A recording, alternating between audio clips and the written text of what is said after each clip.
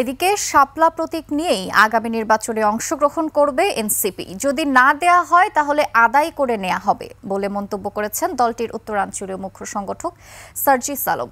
টাঙ্গাইল এনসিপির সমন্বয় সভায় তিনি বলেন, কোনো প্রতিষ্ঠানের স্বেচ্ছাচারিতা এনসিপি মেনে নেবে না। আইনগত কোনো বাধা না থাকা সত্ত্বেও শাপলা প্রতীক না দিতে নানা টালবাহানা করা হচ্ছে। এ সময় সার্জিস আলম আরও বলেন, জুলাই সনদ সংশোধন না করে অন্তর্বর্তী সরকার নির্বাচন আয়োজনের চিন্তাও করতে পারে না, কারণ এই সনদ অসম্পূর্ণ।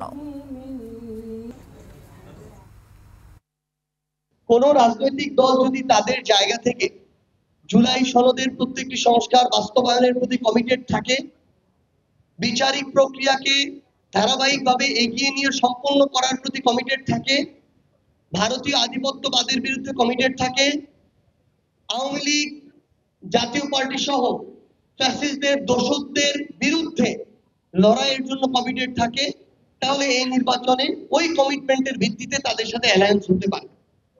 কিন্তু জনগণের আকাঙ্ক্ষাকে একপাশে রেখে শুধুমাত্র সিট পাওয়ার জন্য কোনো ইলেকটোরাল অ্যালায়েন্স এনসিপি করবে না।